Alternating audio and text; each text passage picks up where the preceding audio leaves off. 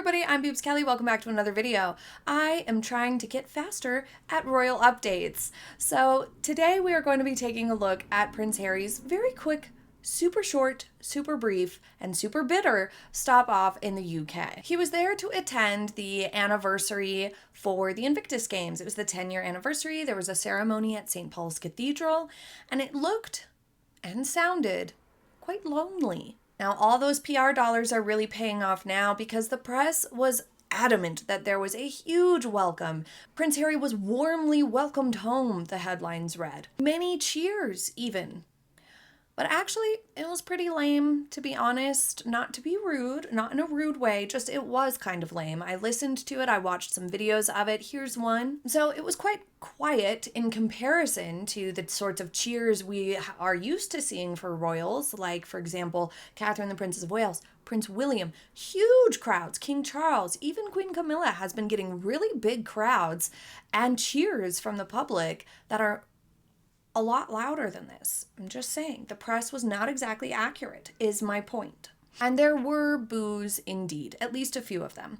Now, as many others have pointed out, when he arrived in the front of the cathedral, and when he left out the back, and it appeared they had gathered this really small, narrow group of people who were excited to shake Prince Harry's hand and meet him, and they were this really small group. Now, some people are saying they just cherry-picked people who they knew actually were excited, were not gonna boo, were gonna behave themselves, and wanted to shake his hand and say hello. But I also think because he had a Netflix crew with him, they needed to get footage that could be used for monetary gain and thus not just press. If it's just for the press, you don't need to get people to sign a release if you're just filming the general public. But for Harry to use it in Netflix, he did need these people to sign a release form that they were okay with their image being used and becoming property of Archewell and Netflix. So this group probably also had to sign waivers and things like that, which gave them more opportunity to filter the group to people who were exclusively happy with Harry. Because obviously, it's no secret, not everybody is. Now, as he was shaking hands here, it's just kind of strange to watch. It seemed so incredibly disingenuous on his part. The whole thing was really kind of sad. For the people who were there who obviously don't know how awfully he has spoken of them, the public, the press, and others. And for him, who's clearly faking it here. There's this glint of it sort of filling his cup. You kind of get the sense that this is what he's used to and what he wants. This is the sort of attention he doesn't get anymore and probably to some extent craves. He did always, for his whole life, get a really warm reception from the public and have a lot of really big crowds, way bigger than this, turning out to see him and to shake his hand and literally just to see him at a distance. And now there's a lot less of that happening. So it seems like there was a bit of him that was enjoying this. At the same time, it just did come across really fake. The tone of his voice, his pattern throughout here, it was hard to view it in a genuine lens after everything he's done and said about not liking this sort of a thing, not liking cameras in his face, not liking having to go out there and meet people and stuff like that. He complained about it all the time. So it's kind of weird. So really, after everything, for him to come and shake hands in this way is just fascinatingly uncomfortable and cowardice. For this portion of the trip, Meg didn't come, and Camp Sussex was eager at first to release statements that Prince Harry was trying to see King Charles while he was there. But more importantly, shortly thereafter, released lots of statements explaining that he wasn't going to get to see King Charles while there, nor was he going to get to see William or Catherine or anybody. Now, Harry made these statements through his team and phrased it very pointedly. It was not just some gentle, our schedules didn't align, unfortunately, and I look forward to seeing him at his earliest convenience. Something courteous like that. No, it was, King Charles couldn't make time to see me. Remember, Prince Harry is the one who made huge stinks about leaks to the press and people speaking to the press at all. After the Bradby interview in South Africa, the royal family, especially Prince William, were very concerned and alarmed and confused and perhaps a bit angry at the display that Harry and Meghan made on their end days of their tour in South Africa. It was tactless, tasteless, and created bad PR for the tour, which was representing the Queen. And furthermore, his brother, Prince William, and furthermore, as his brother, who had previously encouraged and helped Harry to find mental health help and get into therapy, and he was understandably concerned about his little brother. And so he set up an urgent meeting to meet with Harry upon Harry's arrival back in the UK after that South Africa tour. But Harry ended up canceling it with Meg's encouragement because Harry thought it would be leaked and people would find out. So for goodness sakes, for a man, Prince Harry, to cancel meetings with caring family members who want to check on them after they make big grand displays of despair, to cancel that meeting because it might be leaked? It's so incredibly hypocritical for Harry to leak that he's trying to see King Charles and whether or not he can, and all these details surrounding it, when that very thing is exactly what made him so upset just a few years ago. It's no different really than what he's been doing since he left the royal family, though. He had a meeting with Queen Elizabeth and immediately gave an interview. He had a meeting with King Charles and immediately gave an interview. It's clear the pattern that the Sussexes have. They try to time a trip to the UK to garner some headlines with the royal watchers just before they have any sort of an interview or big thing going on. It gives them something to talk about that relates back to the royals. The reporters will simply ask, out of normal courtesy, "How was your trip to the UK?" or "How was your visit with so-and-so?" And it gives that little bit of extra royal fairy dust to the interview and to Harry and Meghan's endeavors. Really manipulative, and so I'm quite glad to hear that King Charles did not carve out extra time in his schedule, which was already full and had been full for a long time, to see Prince Harry. Harry is using the royal family to try to get more press and add more cachet to his private for-profit endeavors now. It's gross. He also put out statements that the king and all the other members of the royal family who were invited refused to attend the Invictus ceremony, and that the king didn't have time to see Prince Harry at all. These sorts of phrasings in the media just paint a bad picture and are manipulative. And it's so absurd because there are so very many reasons why this makes no sense and is completely unacceptable spin on what actually was going on. It's clear the Sussexes are still using these tactics with the sole purpose to skew the narrative, to try to gain sympathy and favor with the public, to continue this victimhood sort of a narrative of look how mean the family is.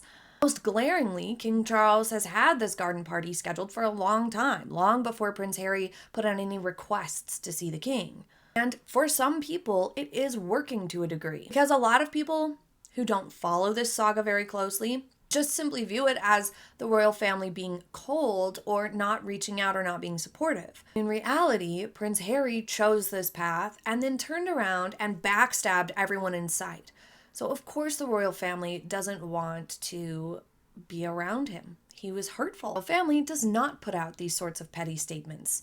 They do a good job of not complaining and not explaining, and that does paint them in a good light. But every time Harry pulls these shenanigans, there's a small sliver of people who fall for it. And that is, of course, unfortunate. But also perhaps more importantly as to why King Charles did not create time to have a visit with Harry. Harry is on his way to Nigeria for a completely unofficial visit. One that is so narrowly allowed and acceptable that the British High Commissioner in Nigeria has had to announce that Harry and Meghan very clearly, make no mistake, are not in the country on any sort of official business whatsoever.